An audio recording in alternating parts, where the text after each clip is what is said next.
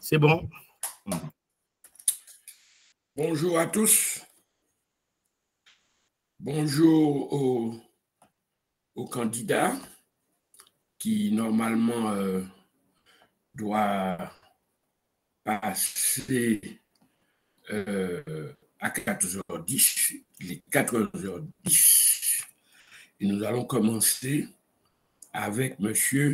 Jean-Michel Sabat, qui avait à traiter comme sujet de mémoire l'effectivité des outils juridiques pour la prévention du risque d'inondation par les collectivités territoriales haïtiennes, cas de Bar Cap-Rouge, première section communale de la commune de Jacmel, au cours des 10 dernières années.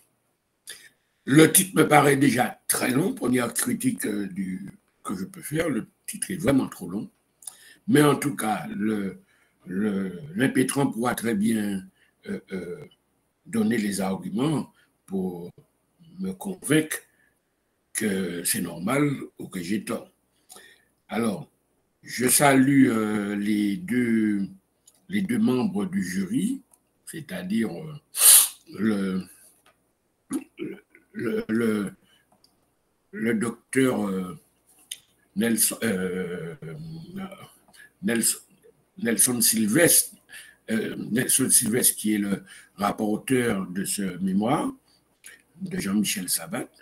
Et je salue aussi Fenel Zidor, qui est l'encadreur de Jean-Michel Sabat.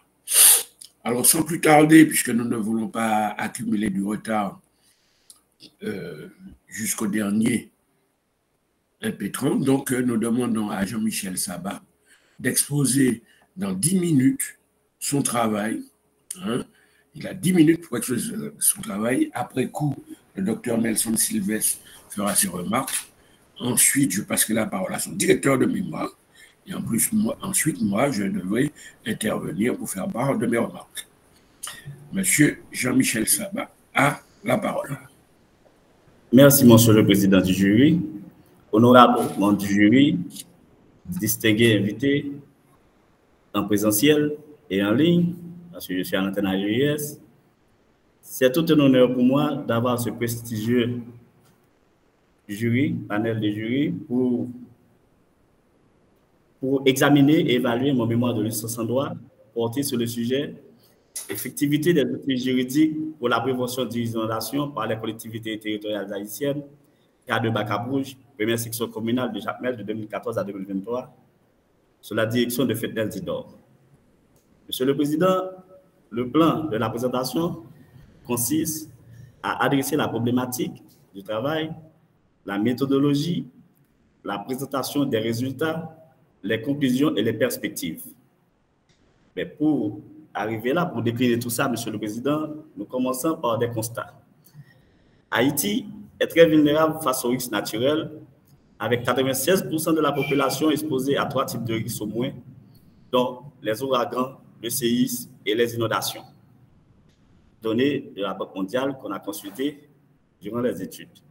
Des prévisions indiquent une intensification des risques climatiques au cours des 30 prochaines années, avec une tendance d'aggravation des risques d'inondation.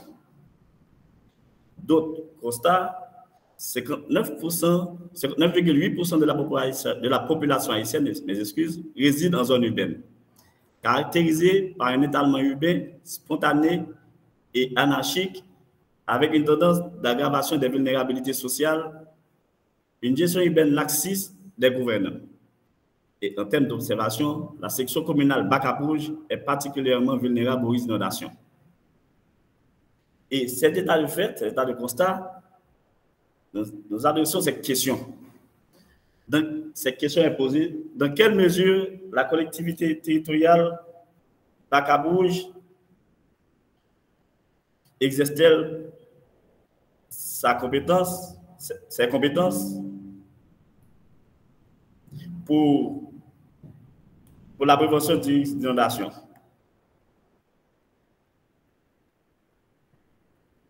Excusez, vous voyez mon écran? Toujours? Oui, merci. Exerce-t-elle ses compétences à la prévention du risque d'inondation. Et pour Monsieur le Président, indubitablement, le choix de Bac à Brouge n'est que prétexte pour adresser le problème à l'échelle nationale. Et sur ce, nous avons avancé trois hypothèses. Outils juridiques de prévention des inondations existants, peu connus et insuffisamment appliqués par la collectivité territoriale Bac à Brouge, la faible coordination entre les institutions haïtiennes elles-mêmes intervenant sur le terrain et leur interaction avec les agences impliquées dans la prévention des inondations à Bac à Brouge nuit à l'application effective des outils juridiques. Et une troisième hypothèse, manque de sensibilisation et de formation des acteurs locaux sur les outils juridiques et les bonnes pratiques en matière de prévention des inondations entraîne une mauvaise appréciation de ces outils. Et pour vraiment comprendre cette hypothèse, des objectifs ont été fixés dans le cadre de ce travail. Globalement, Monsieur le Président, ce travail vise à plaider pour l'application effective des outils juridiques pour la prévention des inondations en Haïti. Mais de manière spécifique, il se veut d'analyser l'application des instruments légaux ainsi que des outils techniques au niveau de la collectivité territoriale, section communale. Il se veut aussi d'identifier les acteurs impliqués dans la prévention des inondations et les mesures prises par les autorités locales au niveau de la première section communale Bac à Brouge. Et enfin, d'examiner comme objectif le degré de connaissance et les bonnes pratiques des acteurs locaux des outils juridiques de prévention des inondations au niveau de leur territoire. Et pour asseoir tout ça, le travail est structuré en 3 chapitres. Chaque chapitre subdivisé en 2 sections, chaque section en sous-sections et paragraphes. Le premier chapitre vise à situer la prévention des inondations dans ses dimensions conceptuelles et institutionnelles. Le second chapitre se concentre sur la présentation du site d'études, des méthodes et outils de collecte, des techniques de traitement et d'analyse des données. Et le troisième chapitre a pour objet d'interpréter les résultats obtenus. Monsieur le Président, comme tout travail académique veut, il y a la méthodologie à aborder. Et comme démarche méthodologique, nous avons abordé une approche qualitative.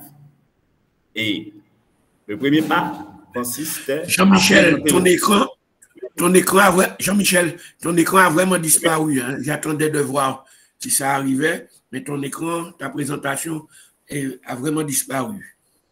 Je peux relancer le partage. Merci. Merci, Monsieur le Président. Oui. Donc, j'étais déjà à la présentation de la démarche. Ça va maintenant, Monsieur le Président? Oui, c'est parfait. Merci beaucoup, Monsieur le Président. Donc, je disais, comme démarche, nous avons adopté une approche qualitative et en premier lieu, de présenter le site d'études, de par son organisation territoriale et administrative, un peu faire la description du bassin versant de la grande rivière de Jacmel et des 6 sur bassin versant, de présenter les caractéristiques démographiques et socio-économiques de Bac à Brouge. Tout ceci, pour comprendre bien, pour mener bien notre observation, on a utilisé des méthodes et outils, et les méthodes utilisées sont l'analyse documentaire et la réalisation d'entretiens semi-directifs à 2 niveaux d'observation. Les acteurs institutionnels, pour nous autres, qui a été observé en 3 sous-catégories, les autorités locales, les directeurs départementaux et les gestionnaires de risques travaillant dans la communauté au niveau des ONG qui sont présents et la population en vue de déterminer leur perception. Et les outils utilisés à cet effet, 2 grilles d'entretien ont été élaborées et utilisées soit en format papier, soit en Google Form ou en version audio. En format papier, 3 formulaires ont été remplis via WhatsApp, un directeur départemental et 2 membres de la population. Dans Google Form, des liens ont été partagés par courrier électronique et via WhatsApp. 4 directeurs départementaux, 1 maire, 3 gestionnaires de risque et 13 membres de la population ont été touchés. Globalement, 26 enquêtés. Et on a pu utiliser l'enregistreur audio. 2 entrevues directes ont été enregistrées avec un adjoint CASEC actuel et un ancien adjoint CASEC, puis transcrites sur Google Form. Nous tenons à signaler que les autorités sont en poste depuis environ au moins 5 ans. Et la population enquêtée varie de 21 à 50 ans et plus. Comme tout travail de recherche, on a ses limites, le travail a ses limites. L'absence d'archives au niveau du CASEC, absence de base de données officielles sur les catastrophes naturelles au niveau du département, déficit de données géographiques officielles spécifiques aux habitations à l'échelle de la section communale. Et après avoir conduit cette enquête, mené ces observations, les résultats globaux de l'enquête révèlent une reconnaissance unanime des inondations à Bacabouge et des causes multiples. L'existence de provisions légales et d'outils techniques, l'insuffisance de leur application, bien que les mises à jour sont indispensables. La nécessité de renforcer la collaboration entre les institutions étatiques et les ONG afin d'optimiser la prévention des inondations. La sensibilisation et la communication demeurent insuffisantes, bien que considérées comme essentielles par les enquêtés, limitant l'efficacité des mesures de prévention des inondations. Les autorités locales ont connaissance du cadre juridique et des outils techniques disponibles, mais elles ne parviennent pas à les faire appliquer de manière optimale. Et enfin, la nécessité de prendre des décisions basées sur les données scientifiques et non influencées par des considérations politiques. Monsieur le Président, dans le cadre de cette démarche, de ce travail-là, de cette enquête, les objectifs sont atteints. Analyse de l'application des instruments légaux et des outils techniques, identification des acteurs impliqués dans la prévention des inondations et des mesures prises par les autorités locales, examen du degré de connaissance des outils juridiques et de bonnes pratiques des acteurs locaux dans la prévision des inondations. Les hypothèses sont confirmées, la mise en évidence de la nécessité d'une application rigoureuse des dispositifs juridiques existants, les défis liés à la coordination entre les institutions et les ONG intervenant sur le terrain sont soulignés, la mise en lumière de l'importance de la sensibilisation et de la formation des acteurs locaux. Monsieur le Président, comme contribution de mon travail, au regard des recommandations de la population inquiétée, nous pouvons estimer que des pistes bien définies émergent concernant la modernisation des textes juridiques et le renforcement de la gouvernance des inondations par les collectivités territoriales. Et en termes de perspective, c'est de pouvoir étendre cette étude sur les 4 communes de l'arrondissement de Jacmel, La Vallée, Jacmel, Caille-Jacmel et Marigot, constituant le bassin versant de la grande rivière de Jacmel, et pourquoi pas sur d'autres bassins versants à l'échelle du pays. 2 raisons motivent cette perspective, Monsieur le Président. C'est de dimensionner la problématique à l'échelle de la collectivité commune, parce que notre étude se portait sur la collectivité section communale, et d'évaluer l'apport de l'intercommunalité dans une telle dynamique. À titre indicatif, on présente le RECAJ qui est déjà un regroupement des communes de l'arrondissement de Jacmel, créé depuis 2017, mais la problématique, la thématique prévention des risques, gestion des risques n'est pas encore adressée dans ces champs d'intervention. Merci, Monsieur le Président. Je suis disponible pour la suite.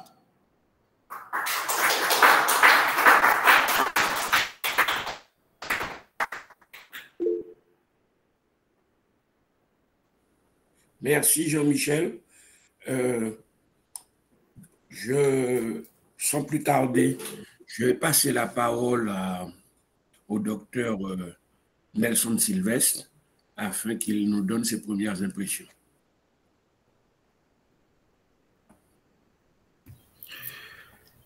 Merci, docteur Célimène, cher président.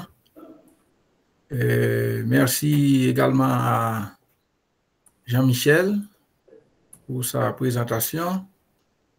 Et j'en profite pour saluer l'auditoire. Je sais que c'est un auditoire composé d'étudiants, d'enseignants au local de l'IUS à Jacmel. Et je crois également qu'au niveau de Jérémie et le Port-au-Prince, il y en a qui suivent de près ces séries de soutenance. Bon, et j'ai un intérêt particulier pour cette thématique. C'est vrai qu'il y avait d'autres étudiants à avoir présenté sur la thématique des collectivités territoriales, mais aujourd'hui, il y a un changement de ton. J'aimerais bien en profiter pour attirer l'attention de Jean-Michel, premièrement, sur un certain nombre de points, mais également pour attirer l'attention de l'auditoire. Parce que j'avais, en 1999, à parcourir tout le pays, et Jacmel était là, Marigot, Caille-Jacmel, Vallée de Jacmel, Bénet, Côte de Fer, tout le sud-est. D'ailleurs, il y a des documents qui sont disponibles document de méthodologie pour étudier le phénomène des collectivités territoriales, mais il y avait un aspect portant justement sur le côté juridique. Alors, j'ai des interrogations pour Jean-Michel, premièrement, Monsieur le Président, et ensuite, comme je m'amène à le faire durant toute cette semaine, je reviendrai pour des remarques et commentaires. Mais je pense bien que pour ces interrogations, les réponses de Jean-Michel pourront me guider à mieux commenter, à mieux faire les remarques. Alors, Jean-Michel, tu prends note de ces interrogations de manière à pouvoir m'éclaircir par la suite. La première chose, c'est que dans le sujet, dans le libellé, il y a tout au moins 3 expressions d'importance. Effectivité, outils juridiques et prévention de risques d'inondation en particulier. Donc, j'aurais bien aimé, premièrement, comme première interrogation, que tu nous fixes le sens exact de ces expressions-là. Effectivité, outils juridiques et prévention de risques d'inondation. Qu'est-ce que tu entends par ces expressions-là? Donc, c'est la première interrogation. La deuxième interrogation, y aurait-il une différence entre collectivité territoriale et collectivité locale? Parce que ta question principale, question fondamentale de recherche, n'utilise pas collectivité territoriale, mais je vois une collectivité locale. Donc, y aurait-il, selon toi, une différence entre collectivité territoriale et collectivité locale? Deuxième interrogation. Et dernière interrogation,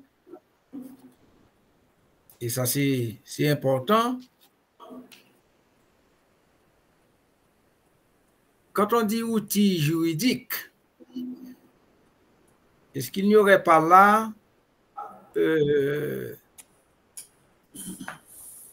une difficulté à parler des collectivités territoriales, alors qu'on devrait, de préférence, dans le sens du mémoire, parler d'outils légaux? Mais toi-même, tu dis effectivité des outils juridiques. Alors que, en lisant le mémoire, je vois davantage des outils légaux. Et comme vous avez assisté à pas mal de cours qui ont été donnés à l'IUS, j'ose croire que vous serez en mesure de nous éclairer sur ces éléments-là. Merci, Dr. Silmen. Je reviendrai, comme je l'ai dit, pour des commentaires et remarques. Voilà. Merci, Dr. Nelson. Je passerai la parole immédiatement à M. Zidore Fednel, qui est directeur de mémoire de Jean-Michel Sabah. Merci, Monsieur le Président. Je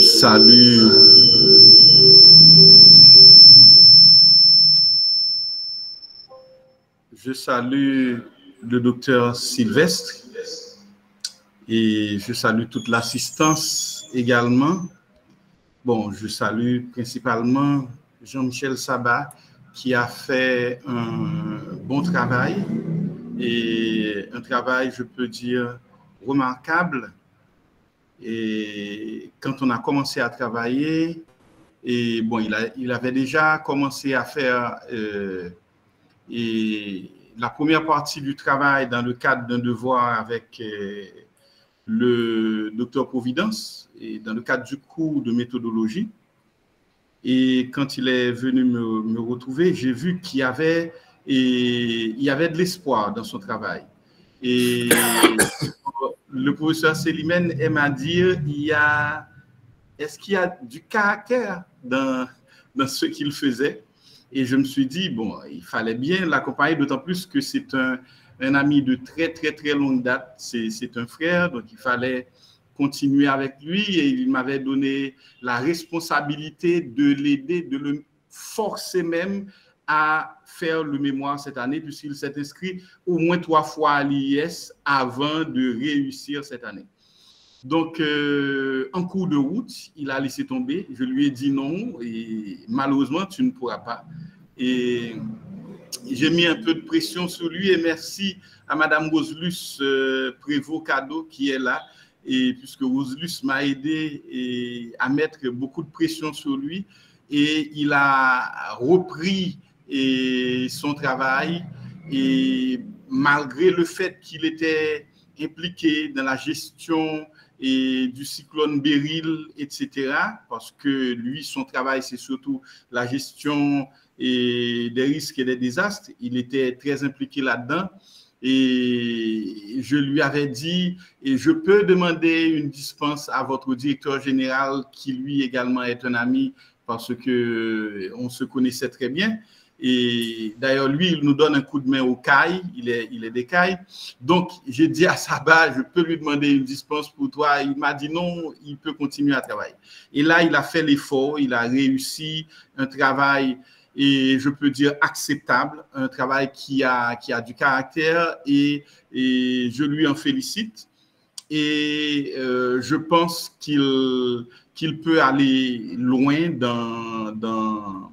dans son domaine, à la fois en mariant le droit et la gestion des risques. Donc, je pense qu'il peut aller très loin. Bon, je vais attendre toutes les remarques du docteur Sylvestre et peut-être pour revenir et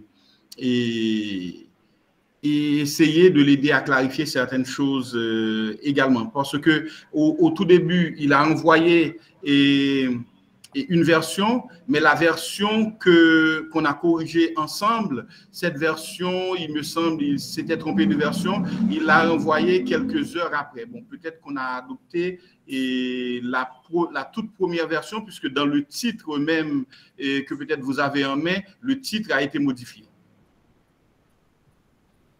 Merci beaucoup, Monsieur le Président. Merci, Fidèle Zidore. Merci pour cette intervention. Mais ton propos sur l'historique de l'inscription de Jean-Michel Sabah à l'IUS montre bien que il ne faut pas qu'on lâche la notion d'effort. Et c'est peut-être, il a fait plusieurs tentatives, comme tu dis, mais il a abandonné à chaque fois parce que à l'IUS, la notion d'effort régulier est essentielle. L'effort régulier. Mais si c'est un professionnel et qu'il travaille énormément, et visiblement, c'est un cadre, en regardant son mémoire, c'est un cadre qui est très impliqué dans son métier. Parce que j'ai cru comprendre qu'il travaille dans ce métier-là. Il est dans les collectivités territoriales à un niveau ou à un autre. Mais on voit bien que quand on est un professionnel et qu'on veut faire ce travail, cela demande une abnégation, pas seulement des efforts, mais de l'abnégation, des sacrifices. Alors, Monsieur le Président, il ne travaille pas dans les collectivités directement, mais plutôt de la gestion des risques et des désastres, et certaines fois avec les collectivités. Oui, c'est-à-dire qu'il est dans le métier dans lequel il fait son truc sur les collectivités territoriales. Bien évidemment. Visiblement, il connaît ce sujet-là. Visiblement, c'est un sujet qu'il connaît, ça se voit tout au long du travail. Mais en tout cas, tous ceux qui veulent rejoindre l'IUS, l'exemple de Jean-Michel Sabah est important. Il faut qu'il sache qu'il y a un effort régulier, soutenu, hein, et voire même des sacrifices. C'est ça qu'il faut bien comprendre. Alors, Jean-Michel Sabah fait un exposé oral assez clair et des diapos qu'il avait, des slides qu'il avait bien travaillé. Il a tenté, peut-être qu'il n'a pas suffisamment lu le canevas, mais il a quand même tenté de respecter les règles de présentation du mémoire à l'IUS. Seulement, il a oublié qu'on ne met pas de titre dans une introduction. Il y a une série de titres et de sous-titres. On ne met pas de titre dans une introduction. On ne met pas de titre dans une introduction. On déroule son introduction. On peut éventuellement, sur un mot ou sur une phrase, ou on peut mettre des italiques, du gras pour faire ressortir. Pourquoi pas? Mais on ne met pas une série de numéros dans une introduction. 1, 2, 3, 4, 5, ça ne sert à rien. Hein, c'est pas ça une introduction. Ensuite, attention aux interlignes dans les titres. Il y a des interlignes qui ne sont pas respectées. Les titres ont des écarts. Quand un titre fait 2 lignes, eh bien, entre la première ligne et la deuxième ligne, il y a une série d'écarts qui ne respectent pas les règles. La bibliographie, elle n'est pas aux normes. Elle n'est pas aux normes, la bibliographie. Il faut revoir la bibliographie pour que ça respecte les normes à pas telles que nous l'avons enseigné à l'IUS. Et particulièrement, je peux dire que non seulement le docteur Providence fait un séminaire spécialement sur la présentation bibliographique, etc., mais en plus, il y a l'enregistrement. C'est ça que je ne comprends pas. Non seulement l'étudiant ne vient pas au séminaire, parce qu'on n'est pas obligé de faire des séminaires pour vous, pour rédiger votre mémoire, hein, mais c'est l'IUS qui, dans son mot d'ordre, dit lisibilité, encadrement, accompagnement. Donc, pour respecter ces 3 mots d'ordre, hein, l'IUS fait l'effort de faire un séminaire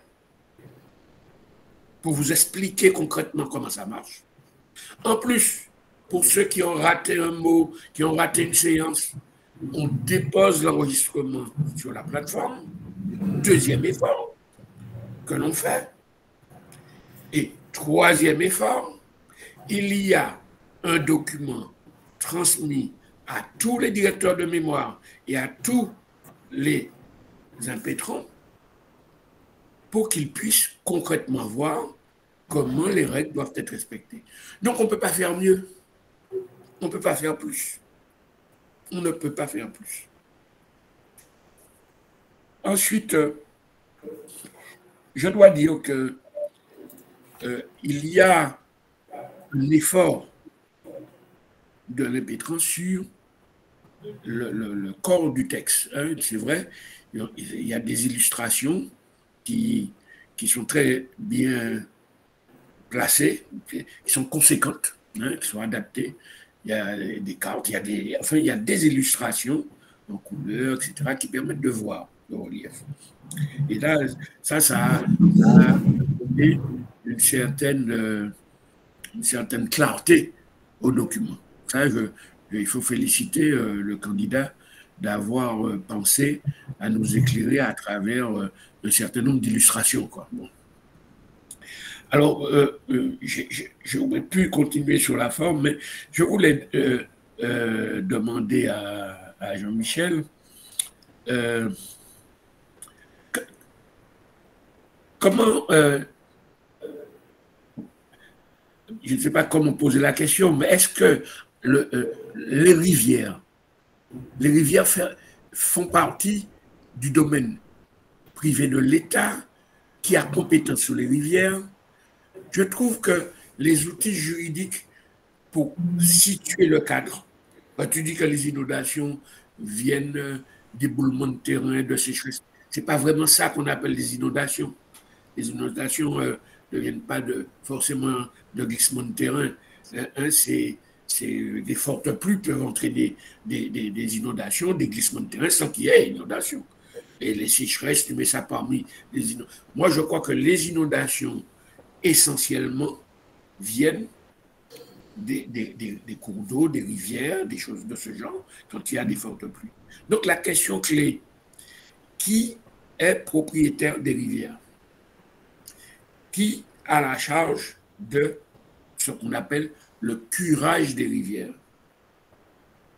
Parce que même dans l'exposé de Jean-Michel, on dirait que on trouve normal, presque normal qu'il y ait des inondations. Je dis ça pour caricaturer, c'est pas ce qu'il a en tête, mais je dis ça exprès pour caricaturer. Bon, c'est normal les inondations. Maintenant, il faut qu'on fasse des textes pour protéger les gens. C'est-à-dire la prévention. On travaille essentiellement sur la prévention. À mon avis, la prévention, elle est encore plus en amont. La prévention est plus en amont. On travaille, le travail porte sur l'aval, alors que c'est en amont qu'il faut travailler pour lutter contre les inondations. Qui a à charge le curage des rivières? Et à partir de là, on pourra en discuter. Que disent les textes sur la propriété des rivières? Que disent les textes? Ça, c'est important. Et à mon avis, là-dessus, on aurait pu avoir un travail qui change totalement de direction si on était en prévention vraiment, c'est-à-dire la source des inondations, l'origine des inondations, que être en aval sur les populations et régler leurs problèmes dus aux inondations. Alors, je ne sais pas si tu as pris note de mes remarques. De toute manière, tu pourras toujours réagir par la suite et moi, je vais revenir éventuellement sur tes réponses. Voilà, Jean-Michel, tu as la parole. Merci, Monsieur le Président. Je ne sais pas si vous me permettez de répondre par ordre de questions ou, oui. Ou je vais répondre à partir. Merci. Oui. Donc, j'adresse les interrogations du docteur Sylvestre. Bon, effectivement, docteur Sylvestre, lorsque j'ai fait le choix de titre d'effectivité, cela m'a porté à faire beaucoup de consultations. Donc, des consultations, prendre des connaissances, c'est l'aspect effectivité, parce qu'il y a le débat effectivité et ineffectivité conduit par le professeur Carbonnier en particulier, et d'autres débats. Mais dans mon esprit, dans ma logique d'intervention qui va m'amener à répondre à la question de prévention du docteur Célimène également, c'est que lorsque je peux consulter un texte où effectivement l'effectivité a été adressée, a été considérée comme un instrument de mesure des perceptions. Des perceptions, parce que l'effectivité en soi n'a pas une définition. Dans les premières recherches, c'est un instrument de mesure de perception du comportement parce que il y a l'auteur, M. Séverin, qui est à la Combes, et Evelyne Séverin, dans un document intitulé Théorie et pratique de l'effectivité du droit. Et là, ils ont laissé comprendre que, effectivement, il y a trois façons de capter l'effectivité, soit en termes de l'acquis du droit, de manière positive ou négative, soit en termes de comportement social, soit en termes de recherche d'efficacité sociale. Donc, or, notre esprit, l'idée, c'est vraiment d'adresser le problème de la prévention, de la protection, la sécurité de la population face aux risques naturels qui, certaines fois, s'installent dans le déni même des menaces, des dangers. Donc, du coup, on s'est orienté effectivement à prendre de l'effectivité en termes de comportement des acteurs sociaux et de recherche d'efficacité sociale. Donc, c'est la dimension sociale de l'effectivité qui nous portait à adresser. Mais, vu comme les collectivités territoriales étant qu'administration nationale d'État, et la dernière question du docteur Célimène l'a bien indiqué, qui est propriété des rivières, donc l'État, en fait, ce sont du domaine privé de l'État, les rivières, les collectivités ont des compétences pour adresser ce problème. Est-ce pourquoi on s'est orienté en termes d'effectivité, non pas en lacune du droit, mais en termes de comportement social et en termes de comportement social, en termes de recherche d'efficacité sociale. Est-ce pourquoi on s'est orienté beaucoup plus vers la prévention, vers la réduction des vulnérabilités sociales. Donc, et ça nous peut permettre, si professeur Dr. Semen me permet de répondre ensemble. Donc, c'est ce qui nous a apporté. Et on a pu constater aussi l'évolution qui se fait depuis quelques temps, même depuis au milieu des années 90, par des géographes américains surtout, d'adresser non pas l'approche techniciste de la réduction des inondations en termes de construction de digues, de traitement et autres, mais l'approche sociale de la vulnérabilité, c'est-à-dire d'agir sur les éléments exposés et en termes de population et autres, et les biens, d'agir sur les éléments, parce que l'aléa, on ne peut pas vraiment agir sur l'aléa. On ne peut pas déjà agir sur l'aléa. Oui, j'admets, on peut agir sur les rivières, mais dans le cadre de notre travail, on ne s'était pas orienté vers des mesures correctionnelles, vers des mesures de protection. Parce qu'il y a une distinction entre des mesures de protection qui adressent la correction des digues et autres, et des mesures de prévention qui agissent sur les facteurs externes qui ont des proportions aux dommages. Et c'est bien dit dans le document sur la prévention. Sur les activités de ça. Dr. Sylvestre. Donc, c'est pourquoi on a adressé l'aspect de la prévention de l'isolation, non pas la protection de l'isolation. C'est en termes de réduire les vulnérabilités, de réduction des vulnérabilités sociales pour agir sur les éléments exposés, vu qu'on ne va pas pouvoir agir sur l'aléa en soi. Et les outils juridiques. Bon, peut-être c'est une expression qu'on a utilisée, outils juridiques, au lieu de cadre légal, parce qu'on s'est habitué avec les outils techniques de démonstration, on auscultait les outils techniques et puis on s'était dit qu'il devait y avoir au moins des outils juridiques qui permettaient d'adresser la problématique de prévention du risque d'inondation pour voir les compétences des collectivités territoriales. Et collectivités territoriales, collectivités locales. Et bon, dans notre question de recherche, c'est bien précisé que les collectivités territoriales haïtiennes, c'est bien précisé. Et comme notre directeur, mon encadreur vient de s'y aller, il y a une version erronée qui a été déposée. Peut-être c'est cette version qu'on a mis à votre disposition pour examen. Mais c'est déjà adressé, c'est les collectivités territoriales qu'on voudrait parler. Mais indifféremment, peut-être, certaines fois par défaut, nous autres, au niveau comme gestionnaire de risque, au niveau de la protection civile, le niveau territorial, section communale, on les considère comme niveau local parce que, par un principe simple qu'on s'applique, la gestion du risque et la gestion du désastre se fait au niveau local au préalable. Et certaines fois, c'est pour ça que peut-être ça pourrait glisser de par mes expériences et mes compétences dans ces deux domaines-là.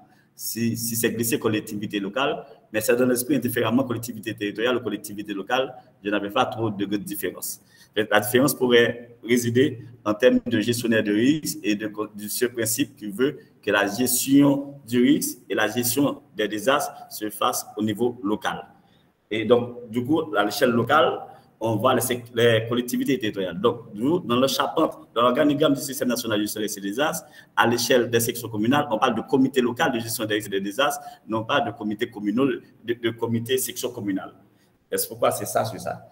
Donc, outils légaux, outils juridiques, là, et donc, comme je vous avais dit, effectivement, et les gouvernants, comme je vous avais dit, je n'avais pas fait de grande différence là-dessus, mais merci quand même pour ce rappel, Dr. Sylvestre, et peut-être lorsqu'on aura à soumettre la version corrigée, on prendra soin de mieux préciser, de mieux clarifier cette sémantique-là.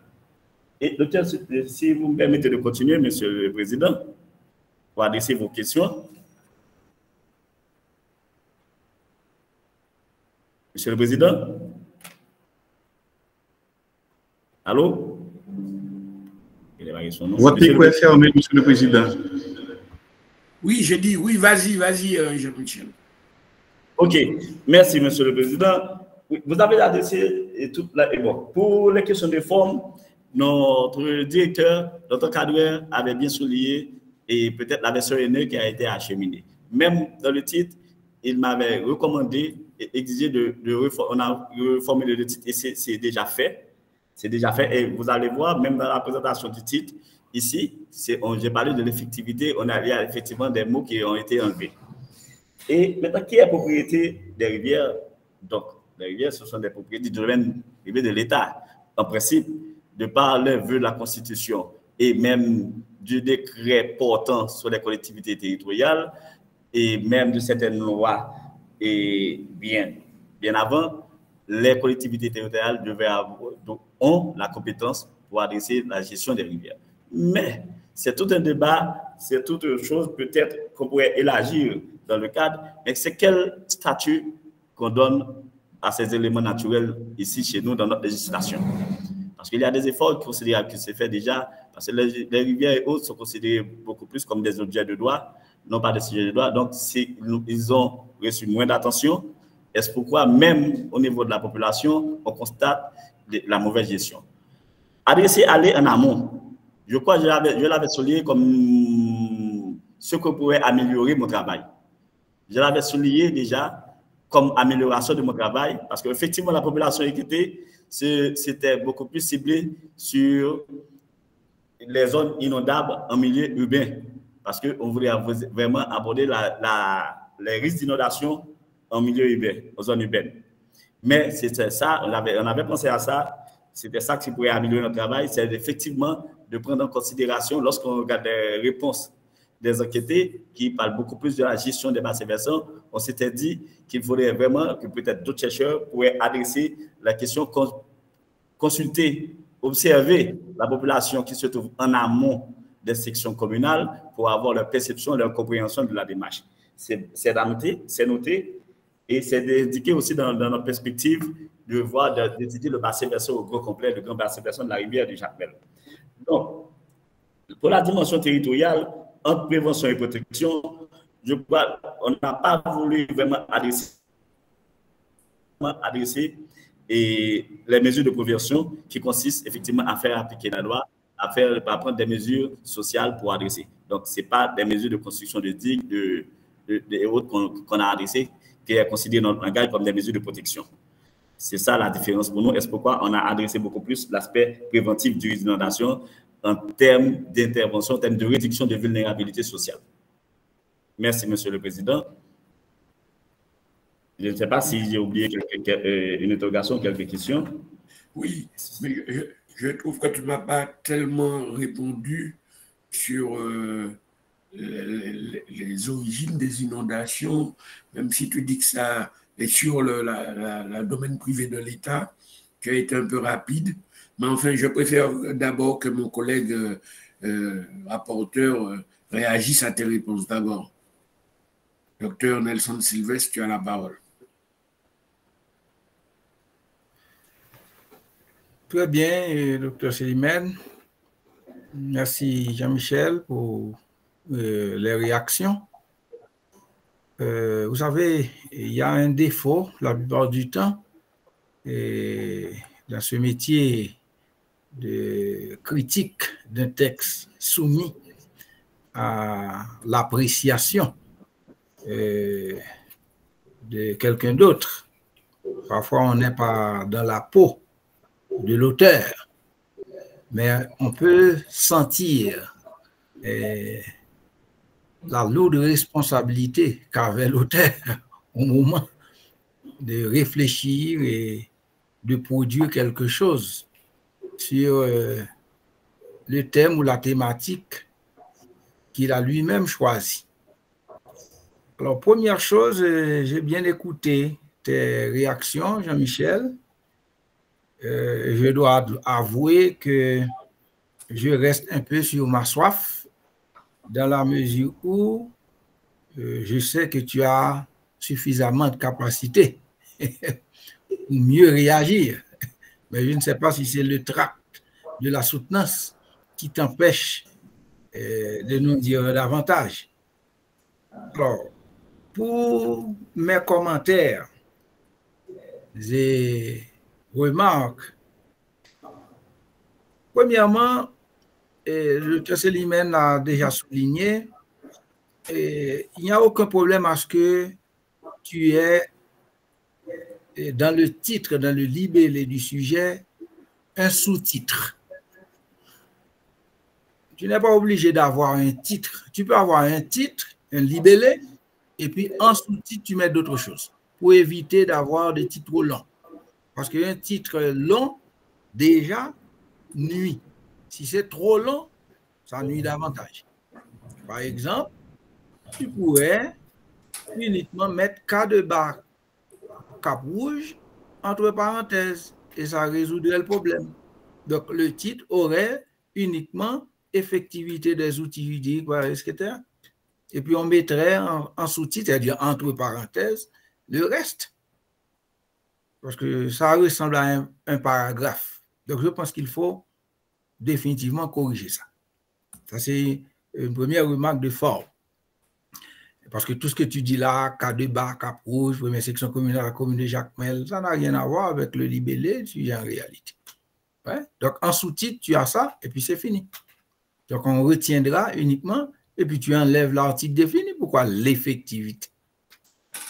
Tu dis l'effectivité, donc tu mets en dehors toute autre possibilité de voir la question. Donc, je pense que c'est très, très important. Deuxième remarque, alors quand tu parles d'effectivité, je vois que tu as eu des difficultés à cerner la notion. En général, on parle d'effectivité en exécution ou en évaluation de projet. Ce sont des termes classiques qui reviennent souvent quand on exécute ou on implémente ou on évalue un projet. Donc, s'il y a risque d'inondation dans une zone et qu'il faut prévenir ces risques, et que toi-même, tu penses qu'il y a des outils portant sur le droit ou autre, et tu veux voir l'effectivité de ces éléments-là, de ces outils-là, eh bien, à mon humble avis, le travail devrait constituer en, premièrement, présenter les outils que tu qualifies de juridiques, présenter qu'est-ce qu'il y a comme risque d'inondation, tout au moins c'est fait dans ton travail, mais les outils juridiques ne sont pas présentés. Et là, je serai en mesure de voir si, premièrement, ces outils juridiques, dans leur utilisation, étaient effectifs ou non pour prévenir le risque d'inondation dans cet endroit-là. Vous voyez? Donc, on aura les outils et ensuite on pourrait examiner leur effectivité pour prévenir le risque d'inondation constaté à bas cap rouge par les autorités locales. Parce que je pense que tu avais voulu parler davantage des autorités locales que des collectivités territoriales. Donc, en réalité, on parle d'effectivité, c'est lorsqu'on met en évidence, lorsqu'on cherche à établir la concordance entre l'objectif fixé et le résultat obtenu. Qu'est-ce qui est fixé dans les outils juridiques, comme tu dis, et qu'est-ce qu'on a obtenu comme résultat à un moment de prévention du risque? On comprendrait justement que ces outils-là étaient justement effectifs parce que ces outils prévoient des choses et on était amené à les mettre en évidence, on a abouti à des résultats, ça mesurerait l'effectivité. Et à chaque fois qu'on parle d'effectivité, il faut voir également l'efficacité. Parce que l'efficacité, ce serait, si vous voulez, produire l'effet attendu. on ne veut pas qu'il y ait inondation, eh bien, en appliquant les outils juridiques, on pourrait voir si cet effet est obtenu. Ça, ce serait l'efficacité. Alors que l'efficience serait la capacité de rendement ou de performance à partir des moyens dont on dispose. C'est vrai qu'à chaque fois qu'on parle d'efficience, on prend en compte la finance. Mais quand on dit les moyens peuvent être financiers, mais les moyens peuvent être d'autres types également. Donc, pour me résumer, la première chose était de présenter ces outils que tu qualifies de juridiques. Ensuite, présenter le risque d'inondation. Ça, je crois que c'est fait dans le travail. Maintenant, ces outils, c'est pour prévenir. Eh bien, est-ce que ces outils, les éléments de ces outils-là ont été utilisés pour obtenir l'effet attendu, les résultats, c'est-à-dire prévenir les inondations à Bacapouche et par les autorités locales. Parce que les collectivités sont là, mais dans ces collectivités, il y a des autorités. Et ce sont ces autorités qui vont mettre en œuvre, qui vont mettre en évidence les outils. Alors, pour parler un peu des outils, il faut faire attention. Et parce que quand on dit outils juridiques, on pourrait dire outils légaux, mais tout comme on pourrait dire outils judiciaires. Donc, je veux bien que tu prennes en compte ces trois aspects. Parce que tu veux avoir un diplôme en droit. Mais c'est toujours là, c'est l'aspect disciplinaire. Et on est dans le premier cycle universitaire. Quand tu auras à te présenter par devant les gens avec ton diplôme, tu diras que tu es juriste. Mais en le disant, eh bien, tu pourrais afficher ton travail pour montrer, voici le travail que j'avais présenté, qui m'autorise à dire que je suis licencié en droit. Ça, c'est très, très, très important. Mais à lire ton travail, on pourrait davantage dire que, effectivement, tu es un spécialiste des questions de risque et de désastres. Même si c'est l'inclinaison, mais il faut chercher le champ disciplinaire académique. Nous sommes dans une institution académique. Par exemple, quand on dit, si on dit outils et on veut faire référence au droit, eh bien, il y a moyen de parler d'outils judiciaires, d'outils juridiques et d'outils légaux. Le judiciaire, en réalité, porte davantage sur la justice. Est-ce qu'on fait justice aux gens à Bacapouche? Ce seraient des outils judiciaires. Est-ce que ce sont des outils qui permettent de faire justice aux gens? Mais si c'est un outil juridique, eh bien, il faut faire référence aux droits. Quels sont les droits des gens? Et s'il y a droit, il y a devoir. Quels sont les devoirs des autorités? Vous voyez, immédiatement, ce seraient des outils juridiques. Alors que les outils légaux font référence davantage à la loi. Donc, si vous voulez, outils judiciaires, outils juridiques, outils légaux sont liés à la justice, mais leur sens, c'est-à-dire leur orientation, sont différents. Donc, à mon humble avis, le fait même de ne pas présenter ces outils-là, il manque une sorte d'agencement pour mieux apprécier ton travail. Mais cela ne veut pas dire pour autant que ton travail n'a pas de valeur. Non, au contraire.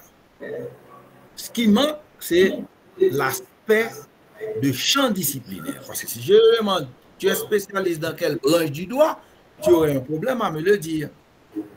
Est-ce que tu vas me dire que c'est le droit des collectivités territoriales? Donc, il fallait dans le travail montrer le statut juridique de ce que tu avais voulu faire. Donc, par conséquent, et parlant de collectivités territoriales et collectivités locales, et tu as raison. C'est-à-dire, les deux terminologies renvoient à une même conséquence. C'est vrai. Mais la difficulté, c'est que une collectivité territoriale a un sens vraiment général et généralisé, alors que quand tu dis collectivité et locale, tu spécifies quelque chose. Donc, ça aurait été mieux de parler, le fait de dire bac à rouge, tu es en plein dans la collectivité locale. Mais dans ton travail, l'idée c'était davantage de parler des autorités locales. Parce que dans les collectivités, il y a des autorités. Ce sont ces autorités qui doivent mettre en œuvre les outils. Et prends ton temps pour voir si ce n'est pas mieux de dire outils juridiques ou outils judiciaires ou outils légaux. Donc, tu te mets d'accord avec ton directeur parce que c'est pour cela la soutenance également, pour mieux fixer.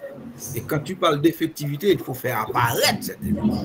Si tu ne présentes pas ces outils et ensuite tu ne dis pas que ces outils ont été mis en œuvre à un moment donné et la mise en œuvre de ces outils-là a donné à tel ou tel résultat, je ne pourrai pas voir l'effectivité de ces outils-là. Voilà, en gros, cher Fred, mes remarques et commentaires pour le travail de Jean-Michel. Mais je dois également féliciter Jean-Michel parce qu'effectivement, il a disparu à plusieurs reprises. Je ne savais trop pourquoi, parce que dans mes cours, il était toujours un calé. Il n'a jamais été un recalé. Je ne comprenais pas pourquoi il ne pouvait pas avancer. Mais c'est bon. Merci. Merci, docteur Sylvestre. Bon, on va laisser, puisque s'il reprend le travail, je vais trouver mes réponses dans la nouvelle version. Mais je dois dire que si toi, tu es resté sur ta soif, moi, je suis resté sur ma faim. On ne t'écoute pas. Je ne sais pas si les autres t'écoutent, oui. Mais de mon côté, non. Ouais, mon micro est ouvert. Oui, ça va. Ça va de ton côté. Non. Moi, donc, je disais que je suis resté sur ma faim par rapport, mais il faut bien cerner les choses proprement. Hein? Toi, tu n'entends pas? Fednel, tu m'entends? Les autres m'entendent? Pourtant, les autres m'entendent, Nelson. C'est peut-être de mon côté, j'ai rien entendu. C'est de ton côté, effectivement, Nelson. On entend clairement, Fred. C'est de ton côté, Nelson. Donc, voilà. Donc, Jean-Michel, même si je suis resté sur ma faim, on verra ça dans la nouvelle version, puisque le docteur Sylvestre a bien remis en ordre les choses, bien restructuré les choses dans ton esprit. Hein, tu vas travailler ton document dans ce sens. Mais je voulais juste te dire, avant de te donner la parole, demander au directeur de mémoire rapidement, en moins d'une minute, de nous dire s'il avait une remarque à faire. Bon, vraiment, le temps nous fait la guerre, mais je n'ai pas vraiment beaucoup de choses à dire, Monsieur le Président, sinon qu'il y a certaines remarques qui ont été faites ici, et ces remarques-là, je les avais déjà faites, et on a apporté la correction dans la nouvelle version qu'on avait envoyée, et je vous remercie, je remercie le docteur Sylvestre pour toutes vos remarques. On va chercher à intégrer ces remarques dans le cadre du travail. Et c'est l'une des choses sur lesquelles j'avais insisté. On fait un mémoire de droit. Il ne faut jamais oublier, je l'avais dit à Sabah, il ne faut jamais oublier qu'on fait un mémoire de droit, parce que je sais qu'il est spécialiste en gestion des risques et des désastres. Eh bien, il fallait toujours cadrer les choses sur le droit. Bon, il a intégré beaucoup d'éléments de droit. Bon, on va voir qu'est-ce qui en manque et puis chercher à les intégrer. Merci beaucoup, Monsieur le Président. Merci. Sabah, avant de donner la main au Président, Providence, as-tu quelque chose à rajouter? Nelson, c'est réglé, tu m'entends maintenant? Oui, c'est bon maintenant. Ok. Sabah, tu as la parole pour une demi-minute. Merci, Monsieur le Président. Donc, il me reste à remercier le docteur Sylvestre pour ses précieuses remarques et mon encadreur et Fedel Zidor, vraiment qui m'a accompagné dans ce processus. Et je donne la garantie que je vais prendre en considération les remarques et pour mettre en ordre ce document et soumettre la nouvelle version à l'EUS. Et un grand merci aussi, si vous me permettez, Monsieur le Président, à notre président, Dr. Providence, vraiment qui a fait un travail très, très remarquable avec cette cohorte-là, dans ces cours de méthodologie, dans cet atelier de méthodologie. Un grand merci, Dr. Providence, vraiment qui m'a facilité la tâche en ce sens. Et merci à tout le monde. Merci, Jean-Michel. Président Providence, je te passe immédiatement la main, puisque c'est toi qui présides le prochain mémoire. Non, c'est Nelson Sylvestre qui préside le prochain mémoire. D'accord, je vais relancer l'enregistrement.